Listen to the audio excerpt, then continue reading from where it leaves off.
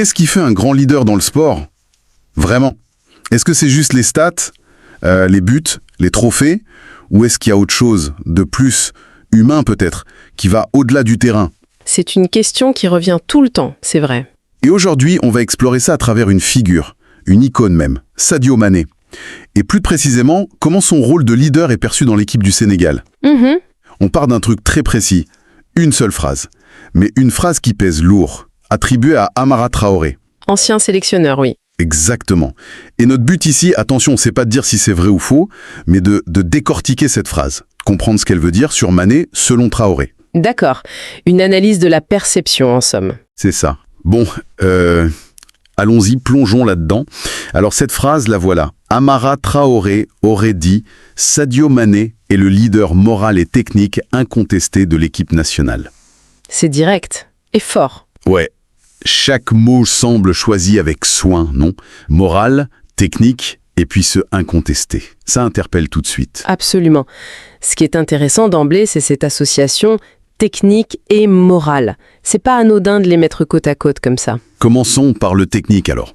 Ça veut dire quoi concrètement un leader technique au foot? Mais on pense tout de suite aux compétences pures, la qualité technique, la virtuosité balle au pied. Oui, le joueur qui sort un geste incroyable, qui change un match par son talent, quoi.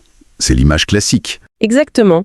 C'est le joueur qui a cette capacité hors norme, la vision du jeu, le dribble qui élimine, la frappe précise, la passe qui ouvre tout. C'est la référence technique. Celui qu'on cherche quand ça devient compliqué? Voilà, c'est ça.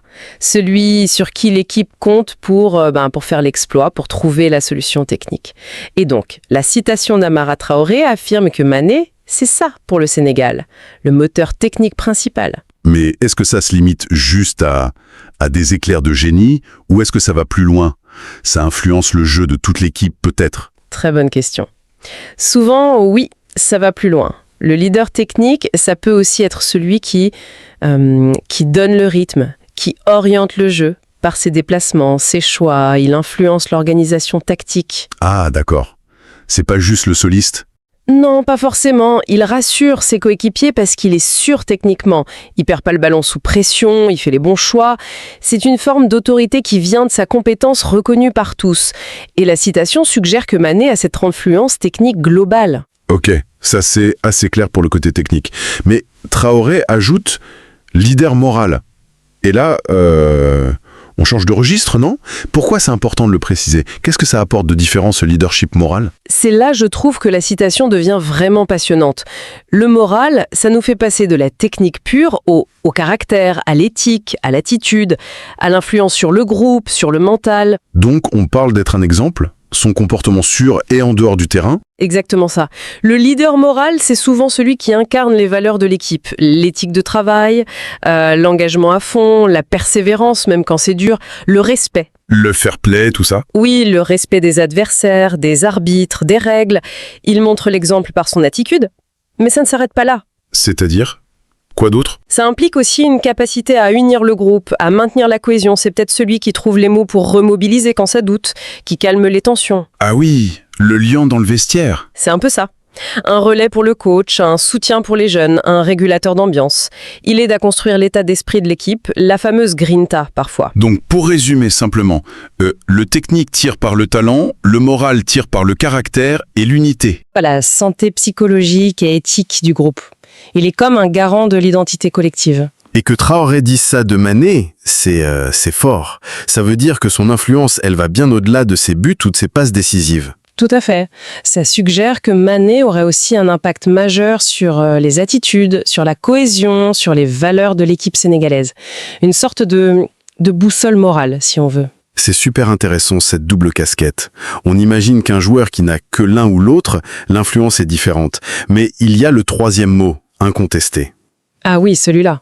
Qu'est-ce qu'il ajoute, ce incontesté? Qu'est-ce que ça nous dit de plus? C'est peut-être le mot le plus catégorique de la phrase.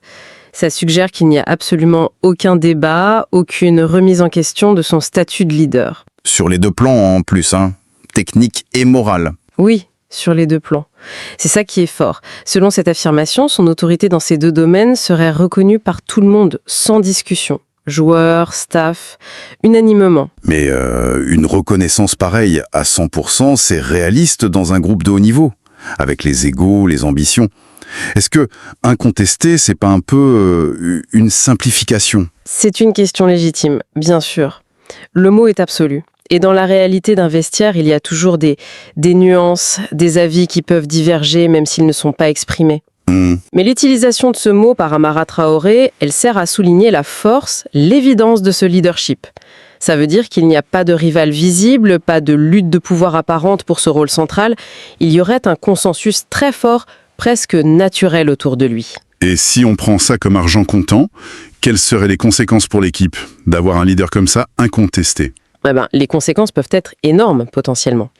Une équipe où le leadership est clair, accepté par tous, sans conflit interne là-dessus, ça donne une base beaucoup plus solide. Plus stable. Oui, plus stable.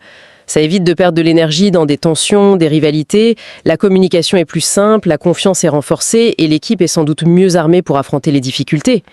Un leader incontesté, c'est un point d'ancrage très fort quand ça secoue. Donc, pour Traoré, cette absence de contestation serait une vraie force pour le collectif sénégalais. C'est exactement ça que le mot suggère. Une situation où la hiérarchie est si claire qu'elle ne crée pas de problème.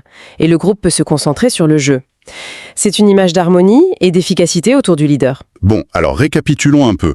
Si on analyse cette phrase d'Amara Traoré, elle nous dessine un portrait très précis de Sadio Mané. Pas juste un super joueur, pas juste un bon coéquipier modèle. Non, les deux à la fois. Mais vraiment les deux. Indissociable et reconnu par tout le monde. L'image d'un leader complet.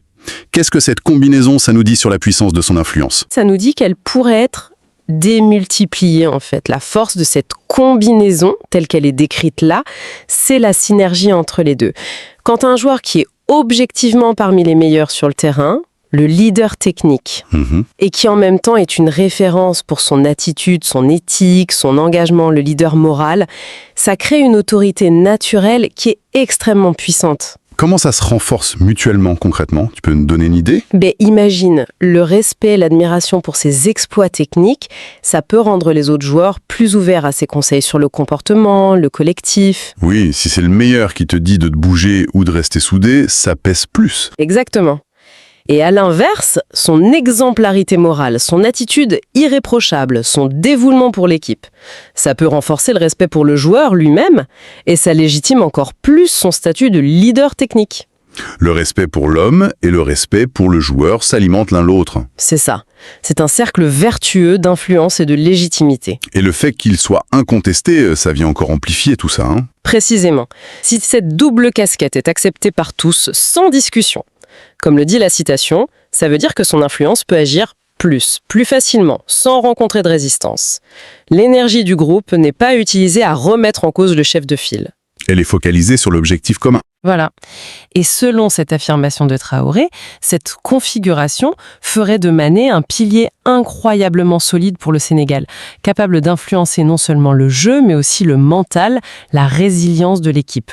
La clé de voûte, vraiment. C'est une image très, très forte. Bon, il faut quand même rappeler que toute notre discussion, là, elle part de l'interprétation des mots d'Amara Traoré dans cette seule phrase. Absolument, c'est crucial. On a exploré ce que ces mots moral, technique, incontestés veulent dire et comment ils construisent cette image de Sadio Mané, leader des Lions. Notre but, c'était de comprendre la profondeur de cette affirmation précise. Tout à fait. C'était un exercice d'analyse pour essayer de saisir tout ce que contient ce jugement, venant d'une source spécifique. Et d'ailleurs, cette analyse, même si elle est limitée à une phrase, elle ouvre sur une réflexion plus large, je trouve. Ah oui, comment ça?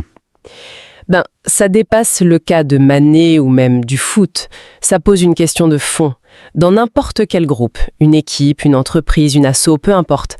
Qu'est-ce qui fait qu'une personne arrive à être reconnue à la fois comme leader par sa compétence, le côté technique au sens large, et par ses valeurs, son comportement, le côté moral? Intéressant. Quelles sont les conditions pour que ce double leadership apparaisse et soit accepté? Et pour qu'il devienne même incontesté, comme le dit Traoré. Est-ce que c'est la personnalité, les circonstances, la culture du groupe, un mélange de tout ça? C'est vrai que ça interroge. Réfléchir à ce qui rend un leadership à la fois compétent, éthique et accepté par tous, c'est toucher au cœur de ce qui fait qu'un groupe humain fonctionne bien. Ou moins bien. Une belle question pour continuer à y penser après notre discussion. Ça montre bien comment un cas précis peut ouvrir sur des questions universelles sur les groupes et l'influence. C'est souvent comme ça. Merci d'avoir suivi cette exploration avec nous. Et à très bientôt.